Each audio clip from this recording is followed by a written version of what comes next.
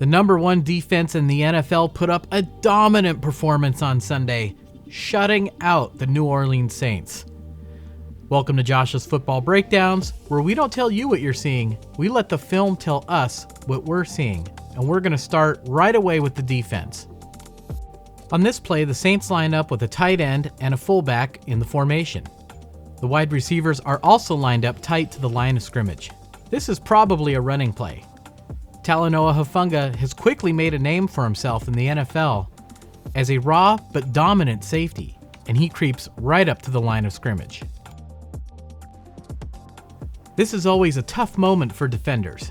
Should you go after the running back or the quarterback? Well, the answer is to attack the mesh point, right where that football is. That's right where you go. Here, Talanoa Hufanga gets it a little bit wrong, and he goes after the quarterback. Nevertheless, his presence in the backfield alone causes the running back to hesitate, and the Saints' blocking is all over the place on this play. To be frank, it's a mess. Andrus Peat, instead of blocking Fred Warner, goes after Azeez Al-Shaair, even though he's already being blocked by Kevin White. It results in a double team on Al-Shaair and nobody blocking Fred Warner. And it's a fumble, and the 49ers recover.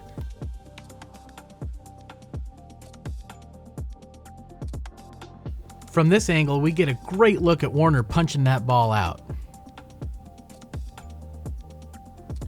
And the Niners defense comes up with a huge play on the fourth play of the game. When the 49ers take over, they would end up facing a third down. Let's take a look at how they handle this. They put Jauan Jennings in motion, and Chris Harris goes with them, telling the 49ers that this is probably man-to-man coverage. The 49ers are plenty familiar with Tyrann Mathieu, the Honey Badger, having played all those years in Arizona and against the 49ers in the Super Bowl as a member of the Kansas City Chiefs. And here, he shows a little confusion maybe on where to line up, but he works well with Demario Davis, and they get it figured out. Davis immediately tells the Honey Badger to pick up Christian McCaffrey coming out of the backfield, and that's because he's going to cover Deebo Samuel. I know what you're thinking. Deebo Samuel against a linebacker is clearly a mismatch, and you'd be right. Why would a linebacker have to cover Deebo one-on-one, especially if the Saints are only rushing 4? Well, the answer is they have 2 safeties back deep. Why are the Saints doing this? We'll talk about that in just a minute. For now, Garoppolo spots the mismatch, and it's a 20-yard gain for the 49ers.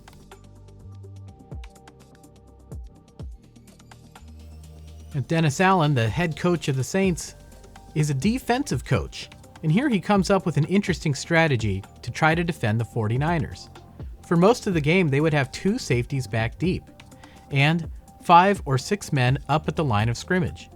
They're not going to let Garoppolo throw deep on them, but they're also going to stop the run, forcing the 49ers to complete passes underneath.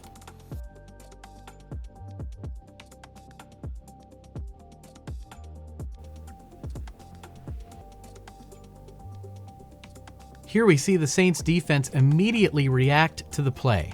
They're reacting to the motion of Christian McCaffrey, as well as Trent Williams and Mike McGlinchey, and Deebo Samuel, who's going to be the ball carrier on this play. And that's all part of the plan. The 49ers are actually counting on them to react this way. They're counting on Cameron Jordan to follow Deebo Samuel to the outside so that Brandon Aiyuk can pin him to the inside, freeing up Trent Williams. But Cam Jordan is one of the best defensive linemen in the NFL, and here he surprises the 49ers pretty badly by just shooting straight into the backfield and making the tackle.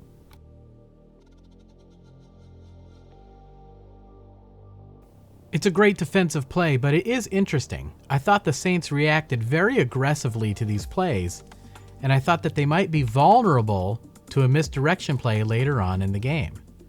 Just file that one away for later. After an incomplete pass to Jauan Jennings, the 49ers are facing a 3rd down and 13.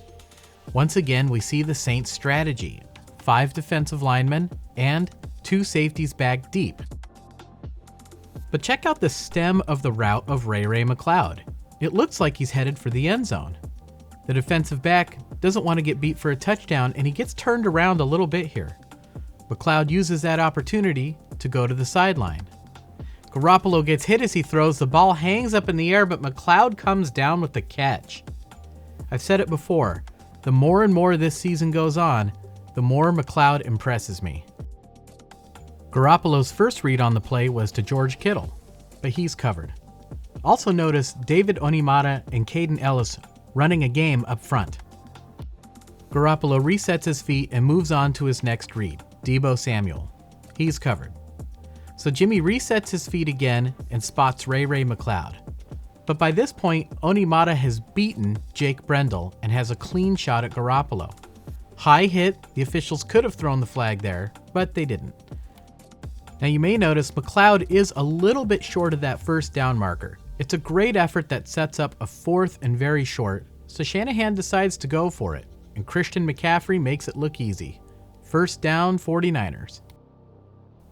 So now it's first and goal, and the Saints once again have 5 defenders up at the line of scrimmage. But the 49ers hand the ball off to McCaffrey again, and he gains 4 yards on the play. If you've been following this channel, you know that this isn't the first time this season teams have crowded the line of scrimmage to try to slow down that 49ers run game. And one of the things we've been talking about is a way for the 49ers to attack that front. One way they can do it is by spreading the defense out, and that's what they do here. But the Saints were ready for this with a really good defensive call. They go right into the zone, no problem. Nobody's open, and here Garoppolo does the right thing and throws the ball away. Here the quarterback is expecting George Kittle to make a move on the defender and then double back. And we can see Jimmy is already winding up to throw this football. But Kittle ends up just sitting on the play. It's a miscommunication and it results in an incomplete pass. Also, fans will notice that Brandon Aiyuk would eventually beat his man and come wide open on the play. Of course, Garoppolo doesn't know that when he's throwing the ball to Kittle. Realistically, I think even if George Kittle had run the right route, I don't know if this pass is completed. That defensive coverage was very tight. Garoppolo might have been better off waiting a split second, moving on to his next read and seeing if Aiyuk would uncover. Then he might be able to get a pass attempt off to him. Either way, it's going to come down to a Robbie Gould field goal attempt, and he knocks it through. The 49ers score the first points of the game, and they go up 3-0. All right, let's move ahead a little bit. This game was all about the defense, so let's check in on them and see how they're doing. Here, T.Y. McGill tosses Andrus Peat aside like a rag doll and tackles Alvin Kamara in the backfield. This would close out the first quarter. And this was really a key for how the 49ers wanted to defend the Saints. Take away Alvin Kamara and take away Chris Olave. Unfortunately, the 49ers get a little too cute with their defense here, and Olave ends up running free in the secondary with only the safety to Sean Gibson between him and the end zone. And it's a big play to Olave, who's shown that big play ability, but this play would be overturned on review. Let's go back and take a look. Nick Bosa gets a nice hit on Andy Dalton, but Dalton gets that pass away, and this play would come down to the modern rules of what constitutes a catch when you're going to the ground. In the old days, possession of the ball and 2 feet down would be enough for a catch. But now they want you to take a third step before you go to the ground. So let's watch this in slow motion. 1, 2, and then he starts to take that third step as he goes down. The officials would rule this an incomplete pass. There's been some talk that maybe this rule needs to be tuned a little bit. And as an old school fan of the game, I would tend to agree. But let me know what you guys think in the comments. So now the Saints are facing a third down, and sometimes when you just miss out on a big play like that, teams are often inclined to take another shot at it. They might go back to it, sometimes just 1 or 2 plays later, as happened here. And the 49ers make an obvious adjustment. They put Jimmy Ward on Chris Olave.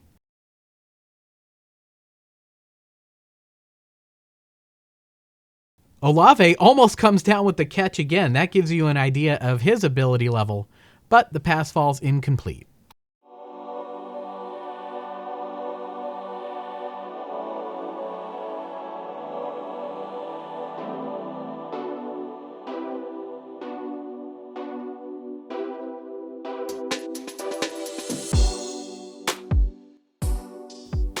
Here, Shanahan calls a play to take advantage of the Saints' aggressiveness. They fake the handoff to Christian McCaffrey, and the defense reacts pretty strongly to the fake. Meanwhile, Brandon Aiyuk looks like he's headed for the corner. The safety gets turned around, and then Brandon Aiyuk cuts behind him and comes wide open on the play. 27-yard gain on the play, and about 35 yards in the air for those who keep track. Just a little side note here, when it comes to air yards, there's sort of two schools of thought. There's one group that believes air yards is kind of a worthless stat. It doesn't tell you enough about what happened. There's another group that believes air yards are the be-all, end-all, and the most important stat. You can count me in the first group, but there's merit to both sides of the argument.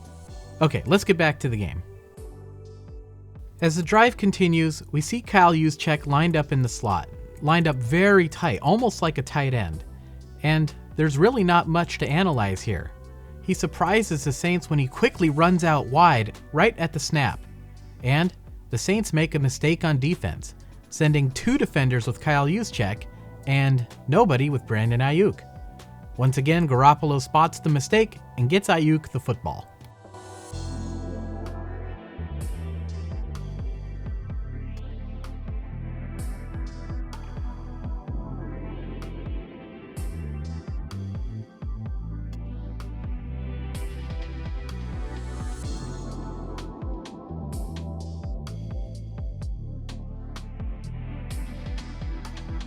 After a 12-yard run by Elijah Mitchell, the 49ers are set up nicely with a 1st and goal.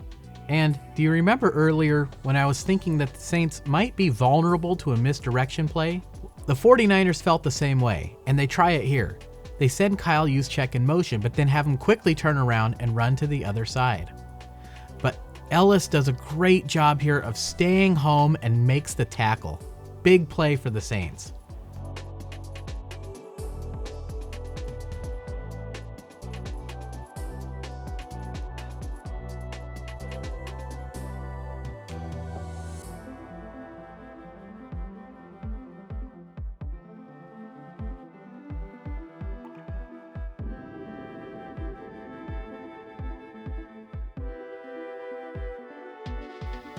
So the 49ers go back to Elijah Mitchell, and he gets him down to the 2-yard line. So now it's 3rd and goal. This time the Saints send a blitz, and there's no one to go with Christian McCaffrey. He would come wide open. But this play was specifically designed for Jauan Jennings. And it's easy to see what the play design is. George Kittle is simply going to run a little pick route to free up Jauan Jennings. But this ball has to be thrown pretty much right now. Instead, Garoppolo hesitates. He's late on the throw, and the Saints are able to make the play. 4th and goal.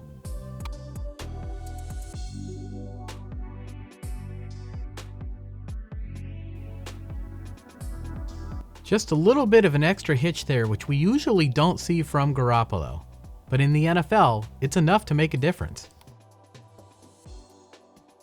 On 4th down, everything seems to go wrong for the 49ers. All the receivers are covered, Kyle Juszczyk falls down, and Garoppolo does see a lane. But again, in the NFL against NFL defenders, that lane closes up in an instant.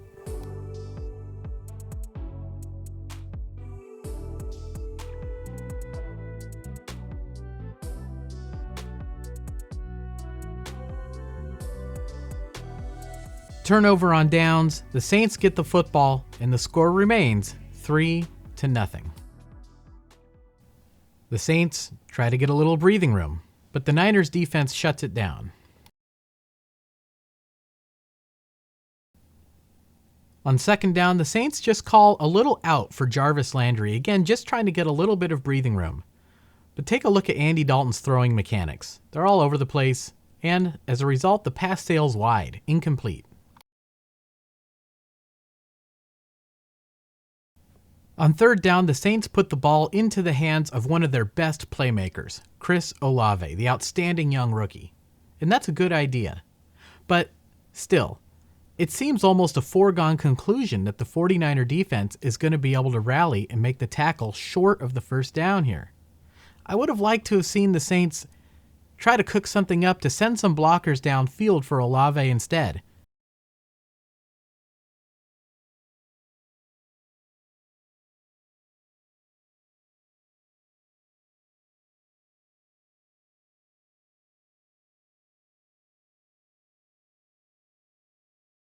This is pretty significant because when you have to punt from your own 10-yard line like that, the other team ends up scoring on the following drive about 90% of the time because they're going to get good field position, and that's exactly what happens here.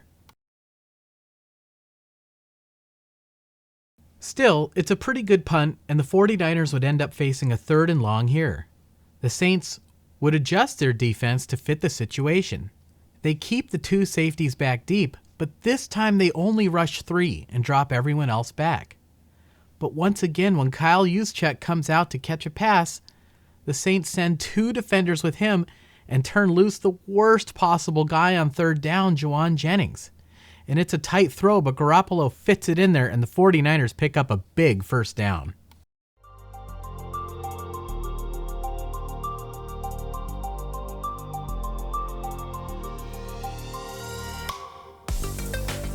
That was a great throw. Now at this point in the game, there's only 57 seconds left in the half. It's a first down, and the Saints keep their 2 safeties back deep and have 6 defenders up at the line of scrimmage.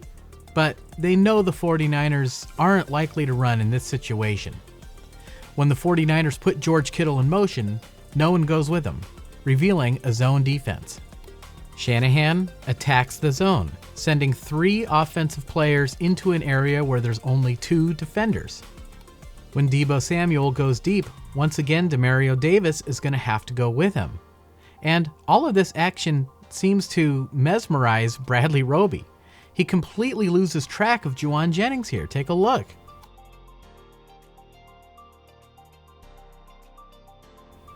Inexplicably, the Saints have forgotten about Jennings twice on back-to-back plays, and once again Garoppolo spots him. Now Roby realizes this at the last second, and he breaks on the ball, but he delivers a nasty hit on Kyle Juszczyk there. The officials ruled that they collided with each other, but after the game, several 49er players spoke about the fact that there were a lot of questionable hits in this game. High hits to the head, hits to the knees, there were some injuries. Now look, the Bounty Gate era of the Saints is long gone. The coaches and players that participated in that are long gone. But has some of the culture remained? Either way, the 49er drive continues, and even though there's only 49 seconds left, they're at a spot on the field where they're a legitimate threat to score some points right before the end of the half. The Saints are tired of Garoppolo carving them up a little bit, so they send a 6-man blitz here. But Kyle Shanahan is a step ahead of them, and he comes up with the perfectly timed play call of the draw.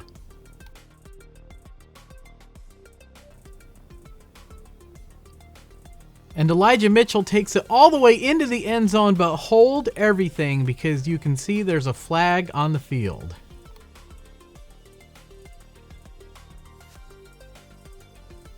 This call by the official really bothered me because they ruled that George Kittle held Marcus May here, even though replays appear to show May is the one holding Kittle. And under current replay rules, this is not reviewable.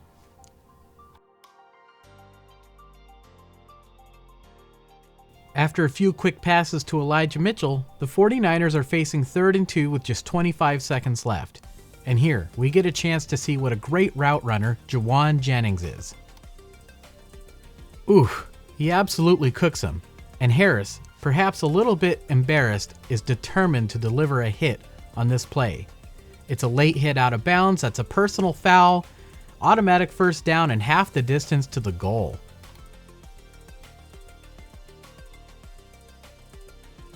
If you had to guess, who do you think led the team in receiving yards? Well, it was Brandon Aiyuk, but Jauan Jennings once again was second on that list. And the 49ers simply have too many weapons. Who do you defend here? With Elijah Mitchell commanding a lot of eyes, Jauan Jennings heads to the back of the end zone.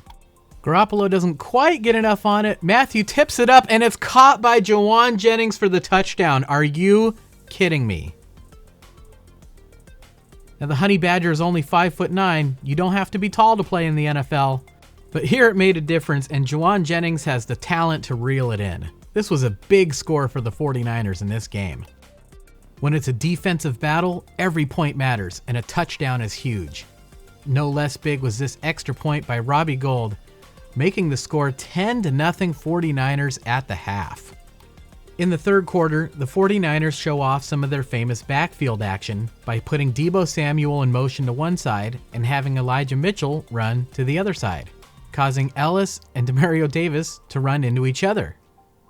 Unfortunately, all this razzle-dazzle doesn't do a whole lot to open up the 49er receivers. George Kittle is bracketed, and it might look like Brandon Aiyuk is open, but his route calls for him to turn around, so he's actually well covered here. But what about Deebo Samuel? And after the play, I thought this was interesting. Elliss is actually getting yelled at by his coach here. You don't see that a whole lot in the NFL, but you do see it from time to time.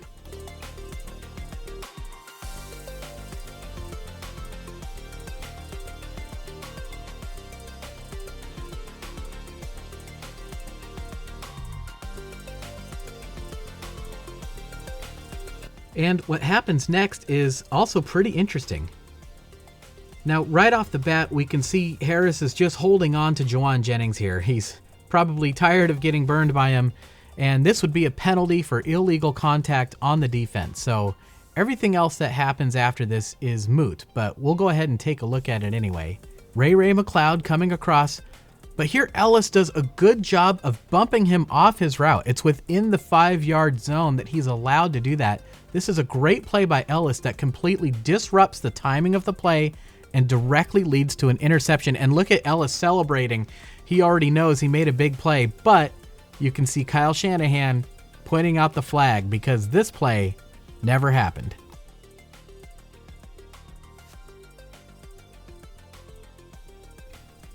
So the players reset and the drive continues. It's a shame for Elliss because he made a great play right after getting yelled at by his coach, but the coaches will recognize that when the team looks at the film. On this play, Garoppolo starts out looking to his left, doesn't like what he sees, and with the pocket collapsing around him, he decides to scramble. Now, check out Malcolm Roach here. I don't know enough about him to say if this is a dirty play or not. At best, he's going for an ankle tackle, but this was awfully careless by Roach. He hits Garoppolo right in the knee, and he is flagged for unnecessary roughness.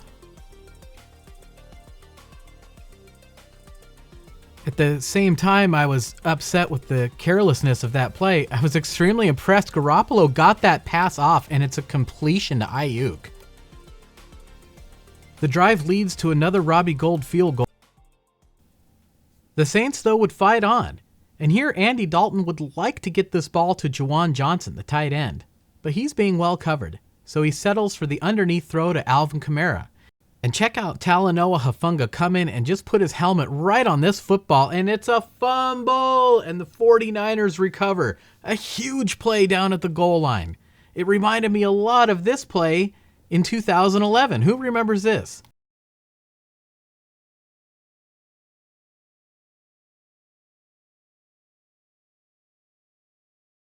A lot can change in 11 years. This play would be illegal under the current rules, a helmet-to-helmet hit.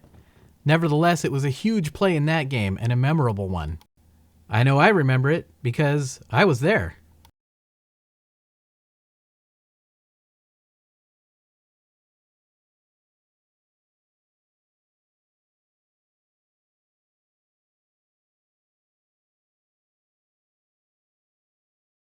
In a game where Garoppolo suffered a lot of hits, including a scary one to his knee, Shanahan here calls quarterback power.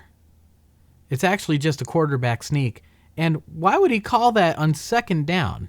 All right, let's talk about the situation. The 49ers here, just like the Saints earlier, are just trying to get some breathing room. Now, why is it so important to do that?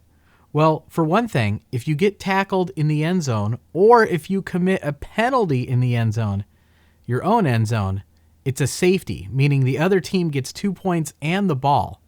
So that breathing room is important. Also, if you do end up having to punt, your punter needs 15 yards to effectively punt that football, but the end zone is only 10 yards deep. So I can understand why Shanahan made that call there. Garoppolo is always effective on the quarterback sneaks. They always get 2 or 3 yards on a play that's only designed to get sometimes half a yard.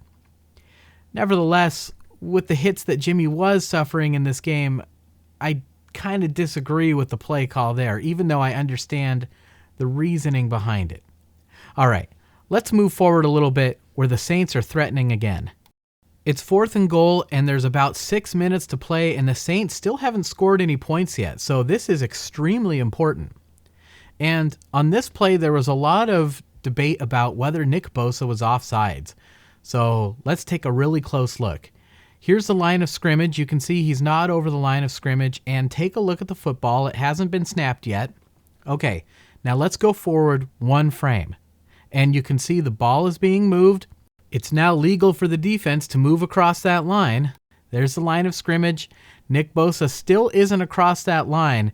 This is simply a really well-timed play by Nick Bosa, and he comes up with the sack on 4th down.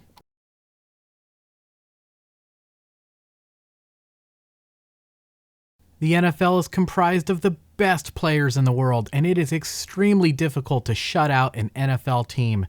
But the 49ers have the league's #1 defense, and Talanoa Hufanga can't help but celebrate with Bosa on that play because this defense played great today. 49ers would run out the clock. Here they hand it to Christian McCaffrey, and again, he's just so smooth running that ball. Goes down a little awkwardly there. He'll be all right. But I want to show you a couple of plays because Elijah Mitchell would get injured in this game. We know they traded Jeff Wilson Jr., but take a look at Jordan Mason. The Saints know the 49ers are trying to run out the clock, so they have 9 players at the line of scrimmage here to try to stop them. And just check out this physical running style here. Tell me that wouldn't be useful down at the goal line.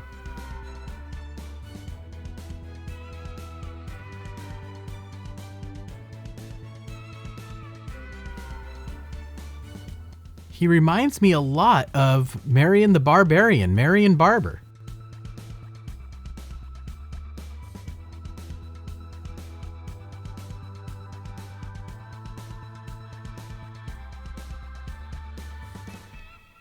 With the clock running, here he dives forward for an important first down.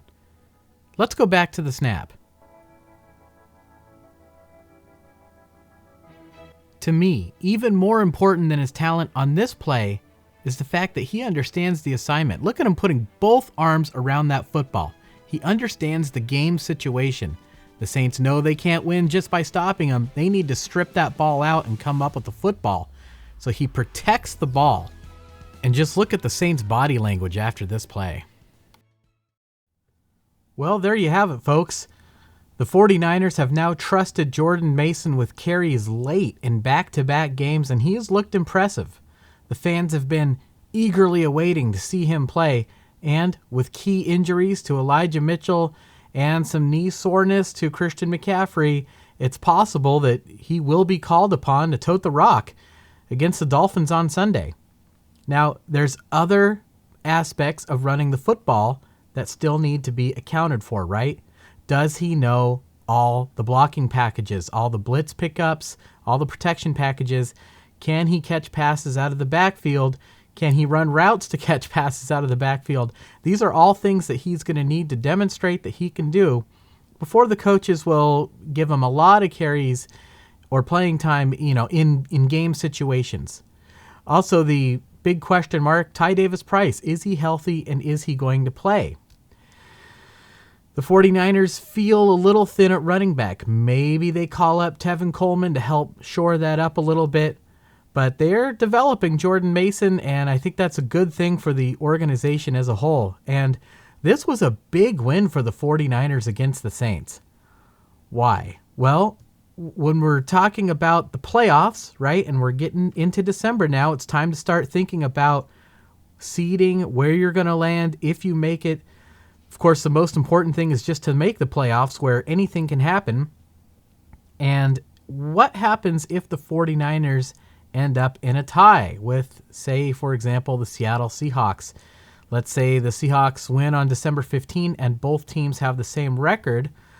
Well, they're going to take a look at record in the division, first of all. The 49ers look real good there. They already have 4 wins in the division. But the second tiebreaker is record against common opponent. The Seahawks lost a game against the Saints, and the 49ers beat the Saints. So that's another one they have going for them right there. Of course, the Saints are an NFC team. The next tiebreaker after that is record in the conference. So the 49ers have really set themselves up really well here to not only make the playoffs, but probably to win the division. You're probably looking at your NFC West champs here. Don't want to, count your chickens before they hatch, right? They still have to play the entire month of December. But the 49ers historically have been pretty good in December. So this was a big win, an impressive win, an important one we knew that they needed. And it was a difficult one for them. Shanahan said coming off that game in Mexico City at altitude, the players were exhausted. The offense looked a little sloppy at times, but believe it or not, Shanahan did not scheme up very many plays for this game. Why? Because they didn't have a full practice until Friday. Virtually unheard of in today's NFL. But he felt the players needed to rest and recover, and it showed a little bit on the field. I think the 49ers took the right approach. They knew they were going against a defensive coach. They leaned on their defense in this game. And the Saints, they got some good players on defense, right? Cam Jordan. But the 49ers this year in the NFL are the cream of the crop. Number 1 in virtually every defensive category, and it really showed on the field. Big fumbles by Fred Warner and Talanoa Hufanga. Nick Bosa with yet another sack. This defense is incredible. On offense, we saw how all the weapons that the 49ers have make it virtually impossible to defend at times, even when you do have a good defense that's playing well like the Saints had coming into this game. The 49ers are the total package. The questions, of course, are going to be their health and if they can sort of sustain this energy throughout the year and into the playoffs. I wouldn't be too worried about that. They have a lot of experience in this arena now, having gone to the playoffs several years in a row and played some of the top teams in the NFL at a high level and won some of those games. You might remember last year when they went into Lambeau Field and won in the snow. People forget the Packers had the best record in the NFL. So the 49ers are well poised to make a run here. Let's take a look at their upcoming schedule. Next is the Miami Dolphins. If this game against the Saints was a defensive game, the Dolphins game is going to be a completely different style. It will be an offensive game. I suspect Kyle Shanahan will have a few more plays ready to go for this game. That is going to be something spectacular. It's going to be a great game because you know that there's sort of that genuine threat that the Dolphins could win. They're really good. After that, Tom Brady comes to town against his childhood favorite team, the San Francisco 49ers. And it's always fun to play against Tom. Garoppolo versus Tom Brady. There's a storyline it just writes itself right there. And then just a few days after that, on Thursday Night Football, the 49ers head to the hostile environment of Seattle for the game that will probably determine the winner of the division. Even though, like I said earlier, the Niners have set themselves up real well, even if they don't win that game. So that's what the 49ers have to look forward to. What you have to look forward to is us continuing on this channel because you guys have been so great with your support, the support of comments. And I really want to thank the people who have gone that extra step to help support this channel. You guys mean so much to me. I can't tell you how much I really appreciate it. It truly, truly, truly means a lot. Thank you so much. I'm humbled and overwhelmed every single time. You guys you blow me away. You humble me and you honor me. Thank you so much. And if you're new to this channel, hit that subscribe, hit that like. We do this every week. We break down the film, we diagram the plays, but we also tell the story of what happened in the game. And leave me a comment. You know, there's great football comments that come out each and every week, stuff I never even thought of.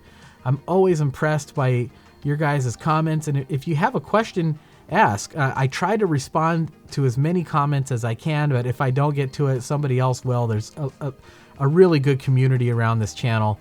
And again, you guys are just so awesome. If you stuck around this long, you know, I got to tell you, it takes a long time to make a video like this.